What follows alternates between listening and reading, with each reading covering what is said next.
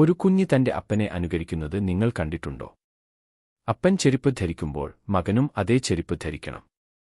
അപ്പൻ ഫോൺ എടുക്കുമ്പോൾ കുഞ്ഞ് ഒരു കളിപ്പാട്ട ഫോൺ എടുത്ത് വിളിക്കുന്നതായി അഭിനയിക്കുന്നു. അപ്പൻ മുട്ടുകുത്തി പ്രാർത്ഥിക്കുമ്പോൾ കുഞ്ഞ് കൈകൾ കൂപ്പി അതേപടി ചെയ്യാൻ ശ്രമിക്കുന്നു. അവനു അപ്പന്റെ ശക്തിയില്ല, അപ്പന്റെ ജ്ഞാനവുമില്ല, എന്നാൽ ഉള്ളിൽ ഒരു ചിന്തയുണ്ട്, എനിക്ക് അപ്പനെപ്പോലെ ആകണം. അതാണ് അനുകരണം. എന്നാൽ അനുകരണം പരിവർത്തനമല്ല. ഒരു കുഞ്ഞിന് അപ്പന്റെ ചെരുപ്പ് ധരിക്കാം, പക്ഷേ അപ്പന്റെ ശക്തിയില്ലാതെ. ഒരുപക്ഷേ ഇന്നത്തെ സുവിശേഷം ഇവിടെയാണ് തുടങ്ങുന്നത്.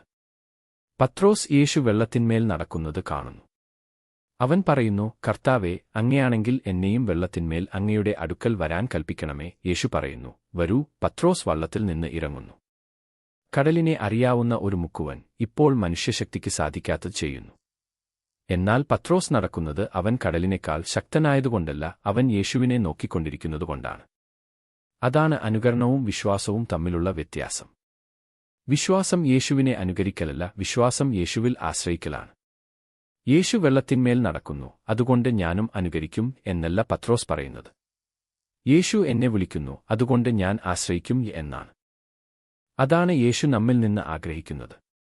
നമുക്ക് കുർബാനയ്ക്ക് പോകാം, മുട്ടുകുത്താം, പ്രാർത്ഥിക്കാം, കുരിശുവരയ്ക്കാം, ശരിയായ മതഭാഷ അറിയാം.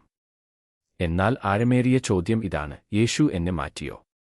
എന്റെ അഹങ്കാരം, സ്വാർത്ഥത, കോപം, ക്ഷമിക്കാനുള്ള കഴിവില്ലായ്മ, ഇവയെ. വിശ്വാസം അനുകരണമല്ല, വിശ്വാസം പരിവർത്തനമാണ്. പത്രോസ് മനോഹരമായി തുടങ്ങുന്നു, കണ്ണുകൾ യേശുവിൽ, കാലുകൾ വള്ളത്തിൽ നിന്ന് പുറത്ത്, നടത്തം. പിന്നെ സുവിശേഷം പറയുന്നു, കാറ്റ് ശക്തമായി വീശുന്നത് കണ്ടപ്പോൾ അവൻ ഭയപ്പെട്ടു, മുങ്ങിത്തുടങ്ങിയപ്പോൾ, കർത്താവേ, എന്നെ രക്ഷിക്കണമേ എന്ന് നിലവിളിച്ചു. എന്ത് സംഭവിച്ചു? പത്രോസ് യേശുവിനെ നോക്കിക്കൊണ്ടിരുന്നു. പിന്നെ അവൻ കാറ്റിനെ നോക്കി. കൊടുങ്കാറ്റ് കൂടുതൽ ശക്തമായതല്ല, അവന്റെ ശ്രദ്ധ മാറി. നമുക്കും ഇതല്ലേ സംഭവിക്കുന്നത്? എല്ലാം ശരിയായി പോകുമ്പോൾ നാം പറയും, യേശുവേ, ഞാൻ അങ്ങയിൽ ആശ്രയിക്കുന്നു. പിന്നെ കൊടുങ്കാറ്റ് വരുന്നു, സാമ്പത്തിക പ്രശ്നം, തകർന്ന ബന്ധം, നിരാശ, അനിശ്ചിതമായ ഭാവി. നാം യേശുവിനെ നോക്കുന്നത് നിർത്തുന്നു. നാം തിരമാലകളെ നോക്കിത്തുടങ്ങുന്നു. നമ്മുടെ പരിമിതികൾ അളക്കുന്നു. കൊടുങ്കാറ്റ് നമ്മുടെ വിശ്വാസത്തെക്കാൾ വലുതാകുന്നു. അതുകൊണ്ട് യഥാർത്ഥ ചോദ്യം എന്റെ കൊടുങ്കാറ്റ് എത്ര വലുതാണ് എന്നല്ല, എന്റെ കണ്ണുകൾ എവിടെയാണ് എന്നതാണ്. എബ്രായർക്കുള്ള ലേഖനം പറയുന്നു, നമ്മുടെ കണ്ണുകൾ യേശുവിൽ ഉറപ്പിക്കുക, കൊടുങ്കാറ്റിലല്ല, ഭയത്തിലല്ല, പരിമിതികളില്ല. ഒരു ജ്വല്ലറി കടയുടെ കഥയുണ്ട്. യഥാർത്ഥ സ്വർണവും വജ്രവും കൂടെ വലിയ കൃത്രിമ ആഭരണങ്ങളും അവിടെയുണ്ടായിരുന്നു. കള്ളന്മാർ അകത്ത് കയറി ഏറ്റവും വലുതും ആകർഷകവുമായ ആഭരണങ്ങളിൽ ആകൃഷ്ടരായി. വലുതായതെല്ലാം വിലപ്പെട്ടതാണെന്ന് അവർ കരുതി. അവർ കൃത്രിമ ആഭരണങ്ങളുമായി പോയി, യഥാർത്ഥ നിധി അവിടെ തന്നെ ബാക്കിയായി. അവർ രൂപം കണ്ട് വഞ്ചിതരായി. നാമും അതുതന്നെയാണ് ചെയ്യുന്നത്. ശക്തിയുള്ളതായി തോന്നുന്ന കാര്യങ്ങൾക്ക് നാം വലിയ അധികാരം കൊടുക്കുന്നു. ഭയം ശക്തമായി തോന്നും. പണം ശക്തമായി തോന്നും. നമ്മുടെ പ്രശ്നങ്ങൾ ശക്തമായി തോന്നും. എന്നാൽ കൊടുങ്കാറ്റല്ല കർത്താവ്. ഭയമല്ല കർത്താവ്. യേശുവാണ് കർത്താവ്. ഒരുപക്ഷേ നാം കടക്കേണ്ട ഏറ്റവും വലിയ കടൽ പുറത്തല്ല, ഉള്ളിലാണ്. അഹങ്കാരത്തിന്റെ വെള്ളം, വിദ്വേഷത്തിന്റെ വെള്ളം, നിയന്ത്രണത്തിന്റെ വെള്ളം, സമർപ്പിക്കാനുള്ള മടിയുടെ വെള്ളം. പത്രോസ് എന്താണ് ചെയ്യേണ്ടതെന്ന് ശ്രദ്ധിക്കുക, വള്ളം വിടണം. വള്ളം പരിചിതമാണ്, സൗകര്യപ്രദമാണ്, മനസ്സിലാക്കാവുന്നതാണ്. എന്നാൽ യേശു അവൻ നിയന്ത്രിക്കാൻ കഴിയാത്തതിലേക്ക് വിളിക്കുന്നു. ചിലപ്പോൾ യേശു നമ്മോടും അതേ കാര്യം ചോദിക്കുന്നു, അഹങ്കാരത്തിന്റെ വള്ളം, വിദ്വേഷത്തിന്റെ വള്ളം, നിയന്ത്രണത്തിന്റെ വള്ളം വിടാൻ. ആരെയെങ്കിലും ക്ഷമിക്കാൻ. ഒരു ത്യാഗം സ്വീകരിക്കാൻ. അടുത്ത ചുവട് കാണാൻ കഴിയാതെ ആശ്രയിക്കാൻ. വിശ്വാസത്തിന് വിലയുണ്ട്.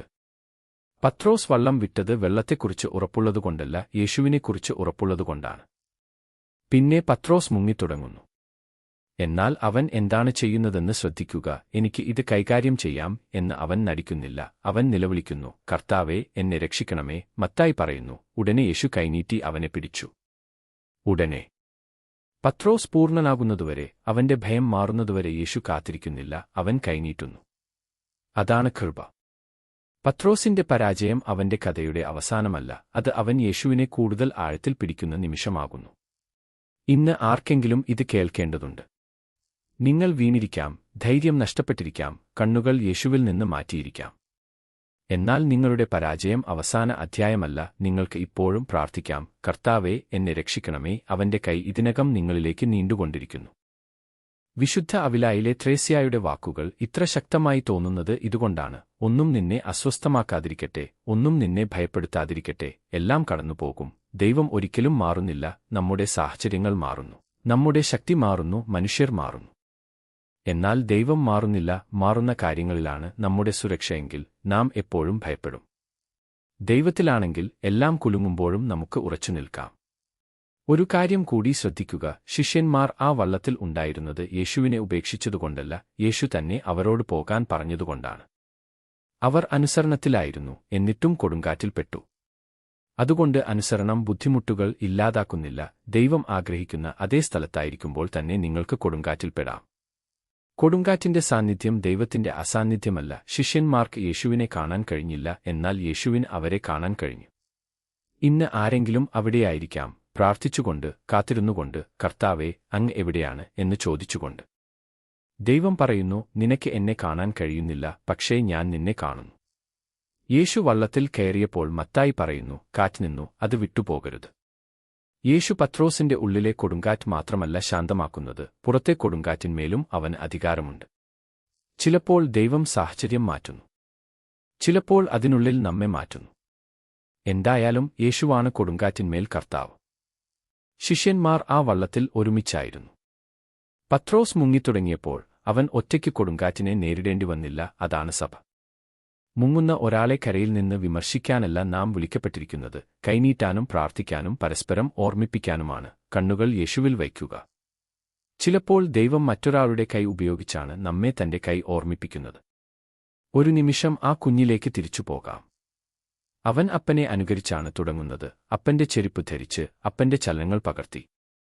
എന്നാൽ അവൻ വളരുമ്പോൾ, സ്നേഹത്തിലൂടെയും ബന്ധത്തിലൂടെയും രൂപീകരണത്തിലൂടെയും, അവൻ കേവലം അനുകർത്താവായി നിലനിൽക്കുന്നില്ല, അവൻ ക്രമേണ അപ്പനെപ്പോലെ ആയിത്തീരുന്നു. അതാണ് യേശു നമുക്കുവേണ്ടി ആഗ്രഹിക്കുന്നത്. അനുകരണമല്ല, പരിവർത്തനം. ക്രിസ്തീയ രൂപമല്ല, ക്രിസ്തീയ സ്വഭാവം. യേശുവേ, ഞാൻ അങ്ങയിൽ ആശ്രയിക്കുന്നു എന്ന് പറയുക മാത്രമല്ല, കാറ്റ് ശക്തമായിരിക്കുമ്പോൾ അവനിൽ ആശ്രയിക്കാൻ പഠിക്കുക. തന്റെ ശക്തി മതിയാകില്ലെന്നും യേശു മതിയാകുമെന്നും പത്രോസ് കണ്ടെത്തേണ്ടതുണ്ടായിരുന്നു. മനുഷ്യശക്തി അതിന്റെ പരിധിയിലെത്തുമ്പോൾ, ദൈവകൃപ അതിന്റെ പരിധിയിലെത്തുന്നില്ല. എനിക്ക് സാധിക്കില്ല എന്ന് നാം പറയുമ്പോൾ, യേശുവിന് സാധിക്കും എന്ന് വിശ്വാസം പറയുന്നു. അതുകൊണ്ട് കൊടുങ്കാറ്റ് വരുമ്പോൾ, എന്റെ കൊടുങ്കാറ്റ് എത്ര വലുതാണ് എന്ന് മാത്രം ചോദിക്കരുത്. എന്റെ കണ്ണുകൾ എവിടെയാണ് എന്ന് ചോദിക്കുക. കൊടുങ്കാറ്റിലാണ് അവ ഉറപ്പിച്ചിരിക്കുന്നതെങ്കിൽ ഭയം വളരും. യേശുവിലാണെങ്കിൽ വിശ്വാസം വളരും. ഭയത്തെ നിങ്ങളുടെ ദിശാസൂചിയാകാൻ അനുവദിക്കരുത്. യേശുവിനെ ദിശാസൂചിയാക്കുക. നിങ്ങൾ മുങ്ങിത്തുടങ്ങിയാൽ ലജ്ജിക്കേണ്ടതില്ല. നിലവിളിക്കുക, കർത്താവേ, എന്നെ രക്ഷിക്കണമേ, കാരണം അവന്റെ കൈ ഇതിനകം നിങ്ങളിലേക്ക് നീണ്ടുകൊണ്ടിരിക്കുന്നു. കൊടുങ്കാറ്റ് പറഞ്ഞേക്കാം, ഇത് അസാധ്യമാണ്. നിങ്ങളുടെ ബലഹീനത പറഞ്ഞേക്കാം, നിനക്ക് ഇത് ചെയ്യാൻ കഴിയില്ല. എന്നാൽ യേശു പറയുന്നു, വരൂ. അവൻ അത് പറയുമ്പോൾ നാം ശക്തരായതുകൊണ്ടല്ല നടക്കുന്നത്, അവൻ വിശ്വസ്തനായതുകൊണ്ടാണ്. നാം കൊടുങ്കാറ്റിനെ ജയിച്ചതുകൊണ്ടല്ല നടക്കുന്നത്, അവൻ നമ്മുടെ കൈ പിടിച്ചിരിക്കുന്നതുകൊണ്ടാണ്. അതുകൊണ്ട് ഓർക്കുക, കൊടുങ്കാറ്റല്ല നിങ്ങളുടെ കർത്താവ്, ഭയമല്ല നിങ്ങളുടെ കർത്താവ്, പരാജയമല്ല നിങ്ങളുടെ കർത്താവ്. യേശുവാണ് കർത്താവ്. കൊടുങ്കാറ്റിനെ നോക്കുമ്പോൾ നാം മുങ്ങുന്നു, യേശുവിനെ നോക്കുമ്പോൾ നാം നടക്കുന്നു. ആമേൻ.